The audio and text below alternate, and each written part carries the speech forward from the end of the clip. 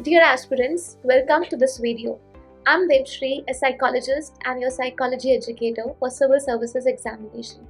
आज मैं आपसे एक बहुत ही इम्पोर्टेंट और आप सभी के लिए एक बहुत ही रिलेटेबल टॉपिक के बारे में बात करना चाहती हूँ। अक्सर आपने अपने आप को दूसरों से कंपेयर या तुलना करते हुए पाया होगा और यही कंपैरिजन कई बार आपके फैमिली मेम्बर्स, आपके रिलेटिव्स, आपके दोस्त भी रेगुलरली करते हैं। ये हर घर के लिए एक बहुत ही आम बात बन चुकी है और ये एक कॉमन रीज़न भी है जिसके चलते बहुत लोग इमोशनल और मेंटल हेल्थ रिलेटेड इश्यूज भी एक्सपीरियंस करते हैं।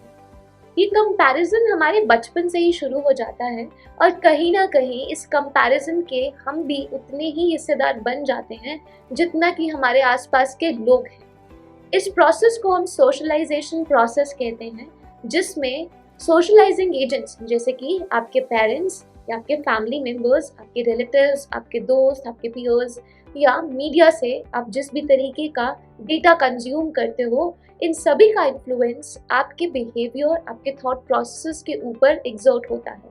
ये इन्फ्लुएंस बहुत ही ज़्यादा स्ट्रांग होता है।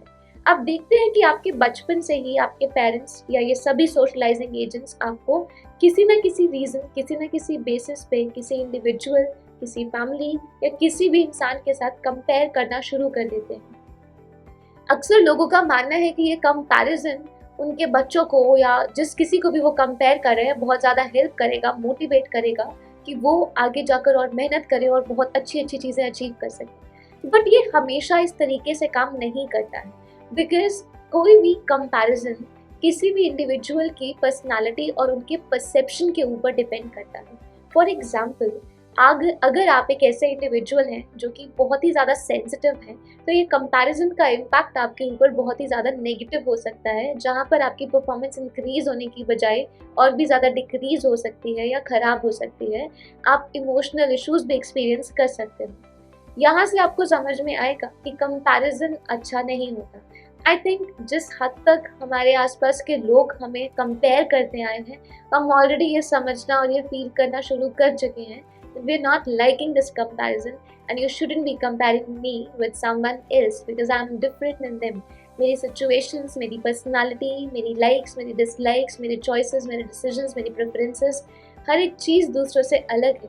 तो आप किस तरीके से या किस बेसिस पे मुझे या किसी को भी किसी और के साथ में कंपेयर कर सकते हैं, which is a very valid and very logical point. What you now need to understand is कि comparison दो तरीके से काम करता है। एक कंपैरिजन होता है healthy comparison, which can be positive or useful for us, and the other sort of comparison is known as unhealthy comparison, जिसके consequences हम सभी भुगतते आए हैं। अब क्या ये पॉसिबल है कि हम हेल्दी कंपैरिजन तक पहुंच सकें और अनहेल्दी कंपैरिजन को रिड्यूस कर दें? ये बिल्कुल पॉसिबल है, बट यहाँ पर अगेन दो फैक्टर्स रहेंगे जो आपको ध्यान रखने हैं। सिर्फ आपके आसपास के लोग नहीं हैं जो इस तरीके के कंपैरिजन में एंगेज करते हैं। रेदर आप देखोगे कि बहुत बार आप खुद भी अपने आप को इस कंपैरिजन की लूप में पाओगे। कई बार आपको पता होता है कि आप एक्टिवली या कॉन्शियसली अपने आप को किसी के साथ कंपेयर कर रहे हो, पर कई बार ये कंपैरिजन एक अनकॉन्शियस लेवल पर होता है, जहाँ पर आपका माइंड ऑटोमेटिकली ये कंपैरिजन कर लेता है, बट आपको इमीडिएटली इस कंपैरिजन की रियलाइजेशन नहीं होती है और इसका इम्पैक्ट आपको अपने बिहेवियर में, अपने इमोशंस पर, अपने मूड पर कुछ देर के बाद दिखाई देता है। सडनली आपका मूड चेंज हो जाना, आपको लो मूड फील करना या lack of energy, lack of focus और कंसंट्रेशन, इरिटेट हो जाना, बहुत ही ज़्यादा फ्रस्ट्रेट होना on day to day basis, ये सभी साइंस हैं, कॉन्सिक्वेंसेस हैं कि आपको किसी हद तक कोई कंपैरिजन जो आपने किया है या किसी ने किया है वो अफेक्ट कर रहा है। अब ये आपके लिए किसी भी सूरत में अच्छा नहीं है। अल्टीमेटली ये एक बर्नआउट की फीलिंग तक पहुंच जाएगा या आपको डीमोटिवेट करेगा। आपकी जो डिज़ायर है या जो सेटिस्फैक्शन आप ड्रॉ करते हो अपने काम में एंगेज करने से, ये कहीं ना कहीं उसको शेक करके आपके एफर्ट्स के ऊपर एक नेगेटिव इम्पैक्ट क्रिएट करेगा। अब ऐसे केस में हमें ये भी समझना ज़रूरी है कि कंपैरिजन साइकोलॉजी में जब हम स्टडी करते हैं तो हम देखते हैं दो बेसिस पर होता है। एक कंपैरिजन होता है अपवर्ड और दूसरा कंपैरिजन होता है downward. Upward comparison upward social comparison वो कंपैरिजन है जहाँ पर कोई आपको, अगर आपकी परफॉर्मेंस यहाँ है तो वो टिपिकल शर्मा जी के बेटा और बेटी के साथ जिनका लेवल यहाँ है वहाँ कंपेयर करते हैं। इस अपवर्ड सोशल कंपैरिजन के चलते आप इंफीरियरिटी कॉम्प्लेक्स डेवलप कर सकते हो। आप खुद को दूसरों से नीचा महसूस करते हो। आपको लगता है कि आपकी परफॉर्मेंस, आपकी एबिलिटी, आपकी स्किल्स दूसरों से बहुत कम है। यहाँ पर आपकी सेल्फ परसेप्शन नेगेटिव हो जाती है। नेगेटिव सेल्फ परसेप्शन अगेन उन्हीं सभी कॉन्सिक्वेंसेस तक आपको ले जाएगी जहाँ पर आप emotional instability, focus, concentration, attention span में रिडक्शन, इरिटेशन हद से ज़्यादा और आपके बिहेवियर में नेगेटिविटी, प्लस इसका इम्पैक्ट ओवरऑल आपके खुद की तरफ जो आपका एक्सप्रेशन है, प्लस जिस तरीके से आप अपने आसपास के लोगों के साथ में अपने रिलेशनशिप्स मेंटेन करते हो उसके ऊपर दिखाई देने लगेगा। दूसरा जो कंपैरिजन होता है वो है डाउनवर्ड सोशल कंपैरिजन। एंड इस डाउनवर्ड सोशल कंपैरिजन में अब आप ये समझ के चलो कि वही शर्मा जी का बेटा और शर्मा जी की बेटी को कंपेयर किया जा रहा है किसी इंडिविजुअल के साथ में जिसकी एबिलिटीज़ बहुत ही कम है या लो है। अब ऐसे केस में इनका जो लेवल है या जो एटीट्यूड है वो बहुत ही ज़्यादा हाई हो जाता है। एंड कई बार आप देखते हो कि यही हाई हेडेडनेस भी प्रॉब्लम क्रिएट करती है। तो बिल्कुल आप ये बोल सकते हैं कि डाउनवर्ड सोशल कंपैरिजन कहीं ना कहीं किसी हद तक आपको थोड़ा रिलीफ देता है, कुछ रिलैक्सेशन प्रोवाइड करवाता है, मगर लॉन्ग रन में repeated comparison, repeated downward comparison आपको सुपीरियरिटी कॉम्प्लेक्स दे सकता है, जिसके चलते आप ऐसा महसूस करेंगे कि आप सबसे अच्छे हैं, आपसे बेहतर कोई नहीं, आप हमेशा प्रिपेयर्ड हैं। ये कहीं ना कहीं आपको ओवर कॉन्फिडेंस तक लेकर जा सकता है। कई बार आप देखेंगे कि सुपीरियरिटी कॉम्प्लेक्स ना सिर्फ आपके एटीट्यूड में चेंजेस लाता है बल्कि ये आपके इंटरपर्सनल रिलेशनशिप्स या सोशल रिलेशनशिप्स के अंदर भी एक नेगेटिव इम्पैक्ट क्रिएट कर सकता है। For example, a lot of people who tend to be extremely over confident या जिनका ये मानना है कि वो सबसे बेहतर है, वो अपने रिलेशनशिप्स को बहुत ही लाइटली लेने लग जाते हैं और अपनी इम्पोर्टेंस हर सिचुएशन में एक्सर्ट करना शुरू करते हैं और बाकी लोगों की इम्पोर्टेंस को अंडरमाइन करना शुरू कर देते हैं, जिसका इम्पैक्ट उनको धीरे धीरे देखने मिलता है जहाँ लोग उनसे डिस्टेंस होना शुरू हो जाते हैं। तो these become like very serious consequences of comparison. What we need to understand here is कि इन सभी चीज़ों को कंट्रोल किया जा सकता है, रेगुलेट किया जा सकता है और ये बहुत ही आसान तरीके से हो सकता है। जब भी आप इस तरीके के कंपैरिजन को देखते हो तो ध्यान रखिए कि आमतौर पर लोग सोसाइटी में नेगेटिव कंपैरिजन में ही एंगेज करते हैं। ये कंपैरिजन दोनों पार्टीज में से किसी एक के लिए तो नेगेटिव होने ही वाला है, जिसका नेगेटिव इम्पैक्ट आप एक्सपीरियंस कर रहे हो।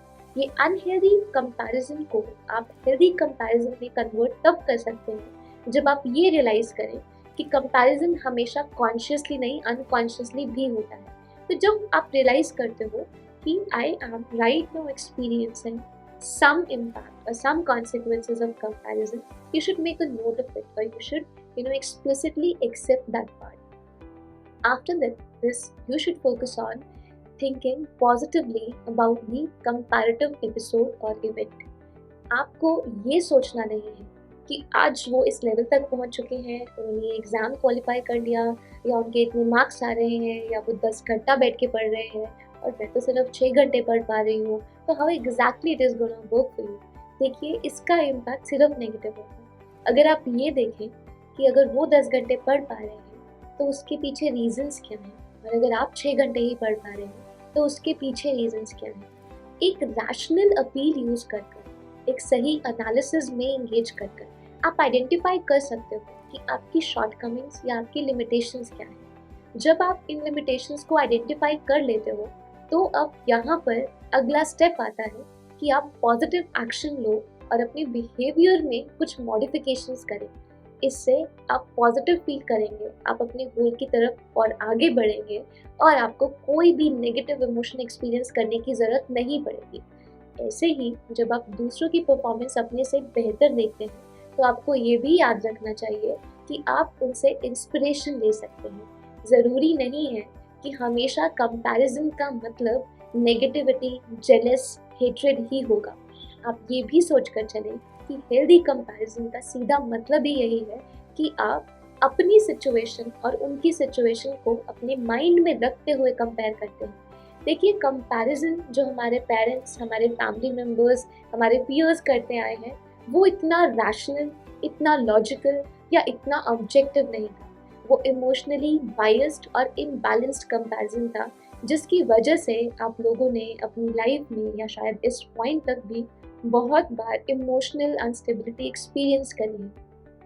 बट अगर हम इसी रियलाइजेशन को थोड़ा सा मॉडिफाई कर दें और ये समझ जाएं कि हम हेल्दी तरीके से हमारी सिचुएशंस को ध्यान में रखते हुए अगर ऑब्जेक्टिव लेवल पे ये कंपैरिजन करेंगे, तो हमारे लिए आसान हो जाएगा अपने आप को उसी कंपैरिजन से कुछ पॉजिटिव पॉइंट्स ड्रॉ कर कर मोटिवेट करना और अपने गोल की तरफ आगे बढ़ना। एक हेल्दी कंपैरिजन आपको लर्निंग की ओर लेकर जाता है। एक हेल्दी कंपैरिजन आपको ग्रैटिट्यूड प्रैक्टिस करना सिखाता है। एक हेल्दी कंपैरिजन आप तब कंसिडर करते हो जब ऐसे केस में आप ऑब्जेक्टिवली ये समझ सको कि दूसरों की सिचुएशन से आप इंस्पिरेशन ड्रॉ कर कर अपने बिहेवियर में पॉजिटिव चेंजेस लाकर इम्प्रूवमेंट ला सकते हो। आप ये हेल्दी कंपैरिजन से समझते हो कि दूसरे लोग अगर डिफिकल्ट सिचुएशंस में इस हद तक डेडिकेशन दिखा सकते हैं, तो हम भी अपने आप को थोड़ा पुश कर कर उनसे ये इंस्पिरेशन लेकर, ये डेडिकेशन, ये डिसिप्लिन सीख कर हम भी अपने एफर्ट्स को पॉजिटिव या अपनी गोल की तरफ फेवरेबल टर्म्स में लेकर जा सकते हैं।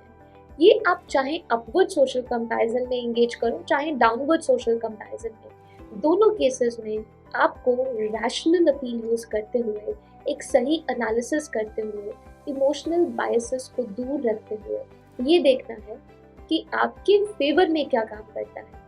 आपका कंप्लेसेंट हो जाना after downward social comparison is not a good sign. आपका हद से ज़्यादा सैड हो जाना और अपने एफर्ट्स को ज़ीरो कर देना just because you have recently engaged in upward social comparison is not a good sign. What is a good sign then? Very simply, you have to learn good things from people who are performing better than you, and you have to understand what you are doing good than people with whom you are engaging in downward social comparison.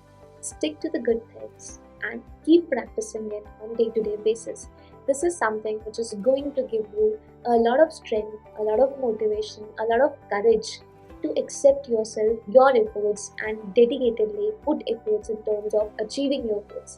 Comparison, again, मैं फिर से बोलना चाहूँगी, हमेशा अच्छा नहीं होता, but comparison से ज़्यादा हमारे पर्सपेक्टिव पे डिपेंड करता है, हमारे सोच के ऊपर डिपेंड करता है, हमारे नज़रिए पे डिपेंड करता है कि उसका हमारे ऊपर इम्पैक्ट क्या होगा। हमेशा इस बात को ध्यान रखना कि सिचुएशन आपको उतना इम्पैक्ट नहीं करेगी जितना आपका रिस्पॉन्स उस सिचुएशन के ऊपर आपको इम्पैक्ट करता है। So always go for a realistic comparison. Do not look for upward or downward comparison. A realistic and a healthy comparison is all what you need, so that you do not have to go through any mental health issues, so that you can completely avoid any kind of emotional turmoil you have been going through. And सीधे से शब्दों में बोलो तो आप अपने गोल के ऊपर फोकस रहें। जितनी एनर्जी है, जितनी ताकत है, जितनी क्षमता है, वो सारी की सारी अपने गोल पर लगा दीजिए, क्योंकि यही असल में आपको उस लेवल तक लेकर जाएगा जहाँ पे ये कंपैरिजन्स का कोई मायने, कोई मीनिंग नहीं रह जाएंगे।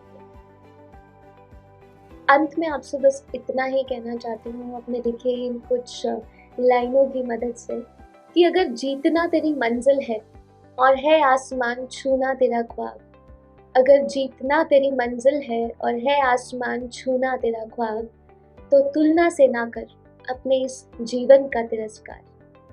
कि मंजिल मिलती है बस उनको, कि मंजिल मिलती है बस उनको जिनकी उड़ान का साधन है आत्मसंतुष्टि और आत्मसम्मान। अपनी आत्मसंतुष्टि और अपने आत्मसम्मान के साथ आगे बढ़िए, सेल्फ सेटिस्फैक्शन और सेल्फ कॉन्फिडेंस के साथ आगे बढ़िए। Healthy comparison is always good. Ensure that you are always focused and dedicated towards your goal. कोई भी ऐसी चीज़ जो आपको आपके गोल से भटकाए वो आपके लिए किसी भी हालत में अच्छी नहीं है। All the best. आने वाली वीडियोस में मैं टाइम मैनेजमेंट को लेकर, गोल मैनेजमेंट को लेकर, स्टडी प्लानर को लेकर सेल्फ एक्सेप्टेंस जैसे और भी बहुत सारे कॉन्सेप्ट्स आपके लिए लाने वाली हूँ। ब्रीफली उनको डिस्कस करेंगे ताकि आपकी जो CSE की जर्नी है उसको बूस्ट कर सकें और आपके अंदर और भी ज़्यादा कॉन्फिडेंस इनकलकेट कर सकें। आपसे रिक्वेस्ट करती हूँ इस वीडियो को लाइक करें, अपने दोस्तों के साथ में शेयर करें और इस चैनल को सब्सक्राइब करें। वीडियो अच्छी लगी कमेंट भी ज़रूर करें। Thank you so much everyone, stay tuned to this channel, take care.